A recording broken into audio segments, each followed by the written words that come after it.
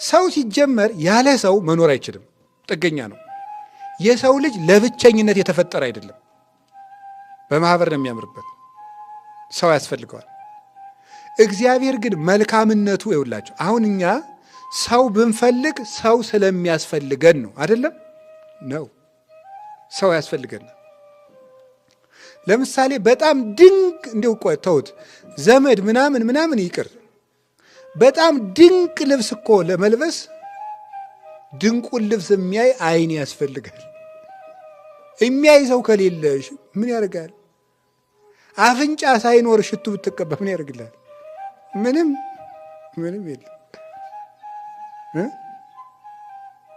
እስቲ ቦግ እያሉ ሰው ባይኖር ምን ያደርግ? ጦጣው አያደንቅ?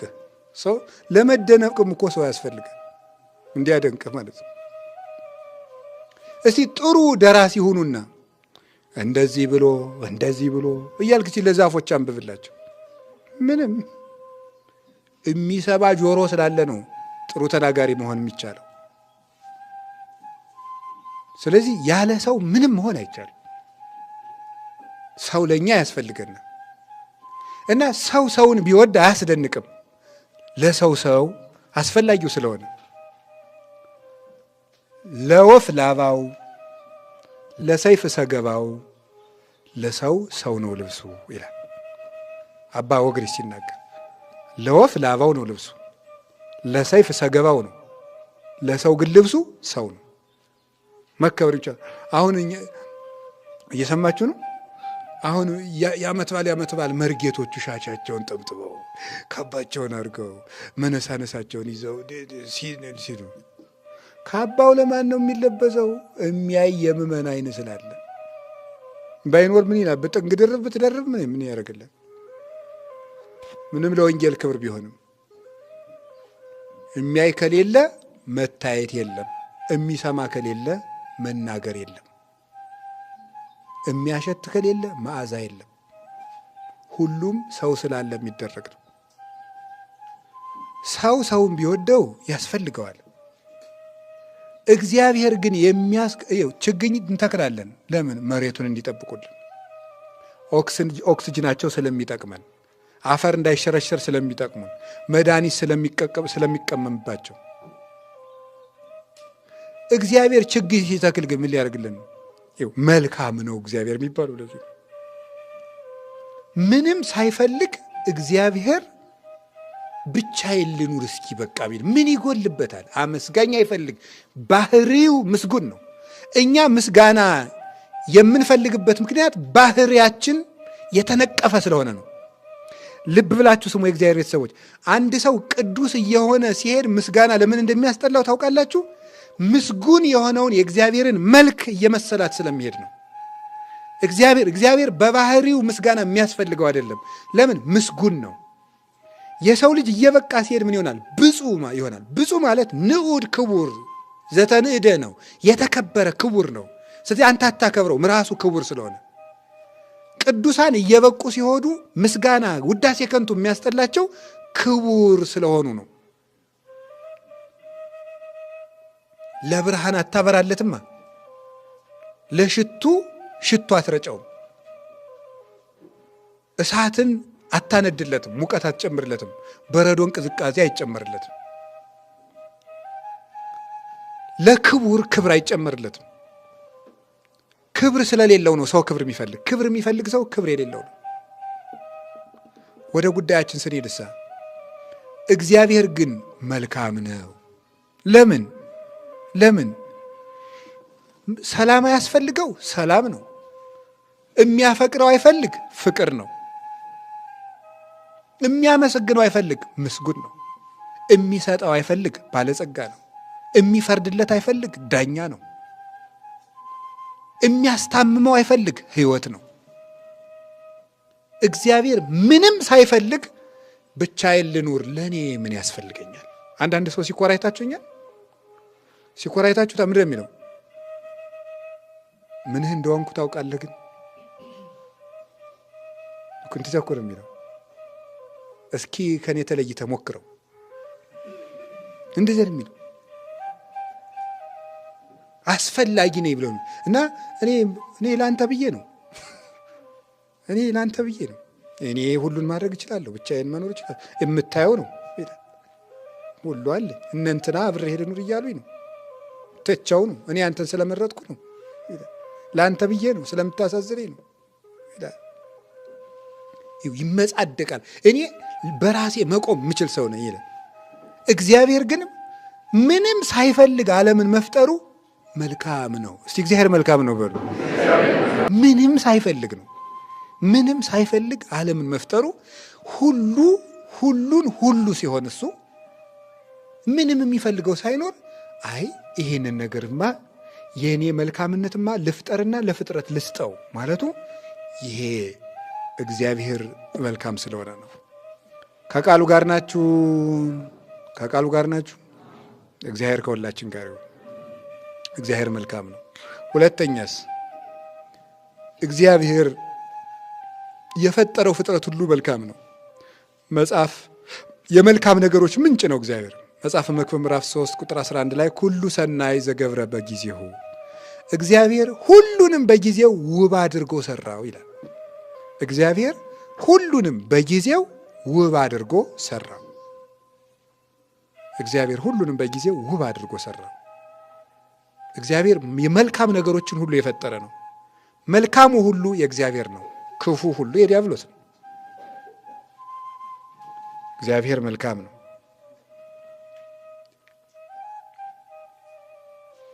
በመልካምነቱ ነው መልካም ነገሮችን የፈጠራቸው። ፍጥረት የመልካምነቱ ምንጭ ነው። ከዚያ ውስጥ መካከል ለሰው ልጅ ያደረገው የፍጥረት እንክብካቤ፣ በፍጥረት ጊዜ ለጥቃቅን እንስሳት የሰጣቸው ጥበብ፣ ለቀበሮ ብልህነትን፣ ለርግብ ደግነትን፣ ከጠላቶቻቸው እንዴት እንደሚያመልጡበትን ነገር፣ ለሚዳቆ ፍጥነትን ሰጥቷታል። ፍጥነትን ባይሰጣት አንበሳን ሩጣ አታመልጠውም። ላይጥ ጉድጓድ በቆፈርን ሰጥቷታል። ባይሰጣት ከድመት እንዴት ብላ ታመልጥ ነበር? ጉድጓዷን ቆፍራ እኮ ነው። እንዲሁም የገጠሩ ሰው ሲተርት እኛም አውቀናል ጉድጓድ ምሰናል አለች ነው የሚባለው። ጉድጓዷ ሆና እኮ ነው ድመት ላይ የምትቀልደው እያለች ያርጋችሁ። አይጥን የሚጠብቅ አምላክ አይገርማችሁም? ይህ እኮ መልካም ጉድጓድ መቆፈርን ማለት ዩኒቨርሲቲ ነው የተመረቀችው። እግዚአብሔር እኮ ነው ያስተማራት። አይጥ እንዴት እንደምትጠበቅ የሚያስብ እንደሱ ያለ መልካም ምናል። እውነቴን እኮ የምነግራችሁ ሰውን ቢጠብቅ አይደንቀኝም። አይጥ ሆይ ጉድጓድሽን ቆፍረሽ ድመት ስትመጣብሽ አምልጭ ብሎ ጥበብ የሚሰጥ አምላክ እሱ እግዚአብሔር ነው። አሁን እዚህኛ ውዳሴ ማርያም ስናደርስ ማታ ከሰዓት በዚህ በዛፉ ላይ ጠልጠል የሚሉ የሆነው እንደ ዛፍ ላይ የሚወጡ ነገሮች አሉ፣ እንደ ድመት የሚመስሉ አይታችኋቸዋል? አሁን ለነሱ ደግሞ ምን የሰጣቸው ለምንድን ነው? እነ ውሻን እንዲያመልጡ ነው። ለነዚህ ዛፍ መውጣትን፣ ለወፎች እሳ መብረርን ቢሽከረከሩ ኑሮ እባቡ ተምዘግዝጎ ይወጣቸዋል። እባቡ ደግሞ መብረር አይችልም። ለወፎቹ መብረርን ሰጣቸው። እንዲህ ግርማል። ለፍልፈሉ ጉድጓድ በማስል ለሽኮኮዎቹ ዛፍ ውስጥ መሆኑን፣ ለኤሊ ሰውነቷን ሽፋን አድርጎ ፍጥረትን ሁሉ አድርጎ የሚንከባከባቸው ከቃሉ ጋር ናችሁ? ላርጃኖ ራሱ አይታችሁታል። በዚህ ፍርሃትን ሰጥቶታል። ይህም እኮ ሀብት ነው። አርጃኖ ፈሪ ነው። ፈሪ አድርጎት ሲገማሸር እንግዲያ እኮ ጅራቱ አይጣል፣ ግን ፍርሃት ለቆበታል። እንደዚያ ቢሆን ኑሮ እኮ የጣና ገዳም መነኩሴ አልቆ ነበር። አዲያ ኮሽ ሲል ፍርሃቱ መከራ ነው። ፍርሃትን ለሱም ሰጠው። እሱ ደግሞ በፍርሃቱ ነው የሚኖር። ፍርሃትም አንድ ዘበኛ ነው። ለአርጃኖ ይጠቅመዋል። እስቲ እግዚአብሔር መልካም ነው በሉ። አሁን እነዚህ ሁሉ ምን ሊያረጉለት ነው? እኔ እኮ የሚገርመኝ እኮ እሱ ነው። እንዲሁ ሌላው ይቅር፣ አይጥ እኮ የምታጠፈውን ጥፋት አሁን መጽሐፍ ቅዱስ ትበላለች። እሷ መጥ የራሱን መጽሐፍ ሰማይና ምድር ያልፋል ቃል አያልፍም ያለውን መጽሐፍ ሄዳ እየበላች እሷን ይጠብቃል። እንዲህ አይገርማችሁም? ለጉንዳን ጉልበትን ሰጥቶ ጥበባቸውን አድርጎ ክረምት እንደዚህ አድርጎ ክረምት በጋ ሸክፎ ክረምት አይምሮ የላቸው እንዴት አድርጎ ነው የሚመግባቸው?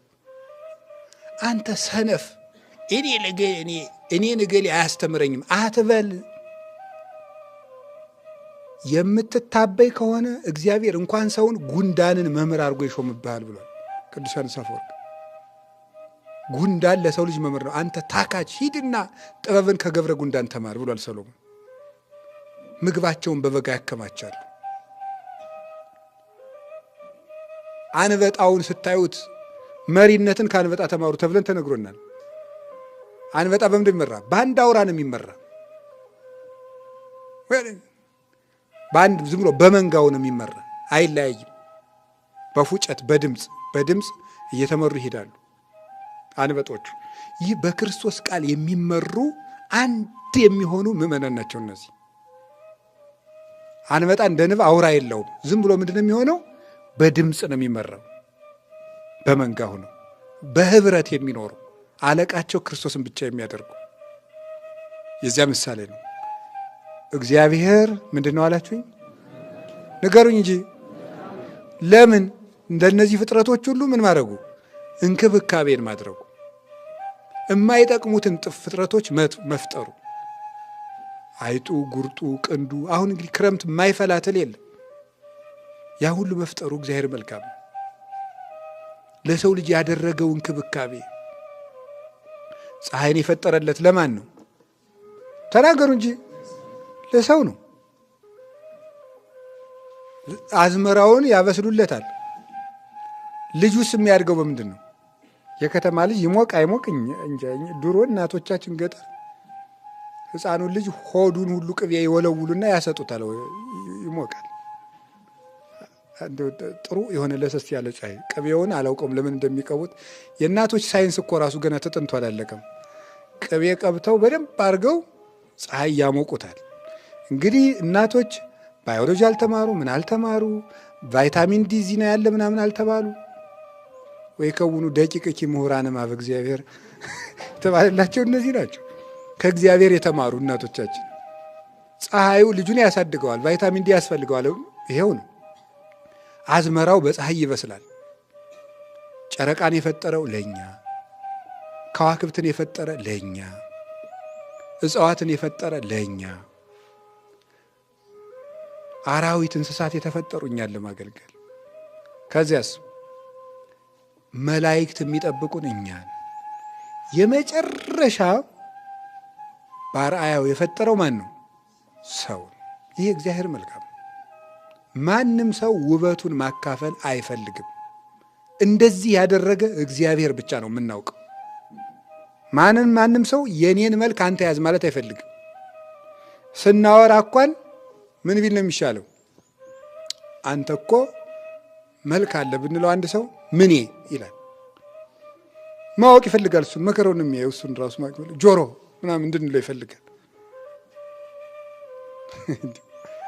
ተለይቶ አንተ እኮ ትበልጠኛለህ በምን በትከሻ ብንለው ደስ ይላል። መለየት ነው የሚፈልግ። እግዚአብሔር የራሱን መልክ ሰጥቶ ፈጠረ። ይሄ አሁን ለኔና ለእናንተ ይገባን ይደንቀን አይደንቀን በጣም የሚገርም ነው። መልኩን የሰጠ መልካም ማን ብቻ ነው? እግዚአብሔር። ኦሪት ዘፍጥረት ምዕራፍ 1 ቁጥር 6 ላይ በአርአያው በአምሳሉ ፈጠረን ማለት ቀላል መሰላችሁ?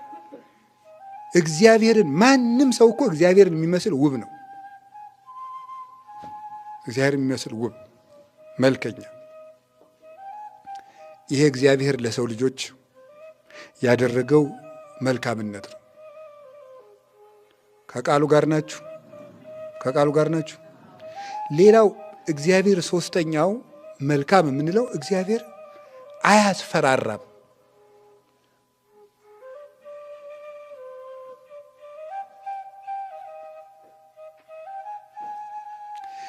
እግዚአብሔር ለምሳሌ ነገስታት ሲመጡ ምንድን ነው?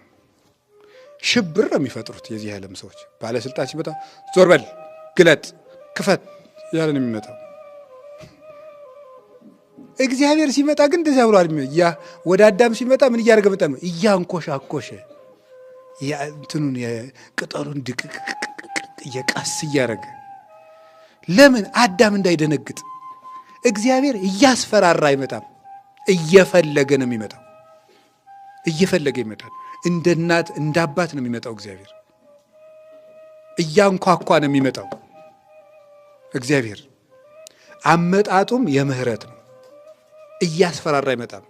እንኳንስ ሊቃውንቱ እንደሚተረጉሙልን እንኳንስ እግዚአብሔር የእግዚአብሔር መልአክ ፍርሃት አርቆ መናገር ልማዱ ነው አይደል የሚሉን።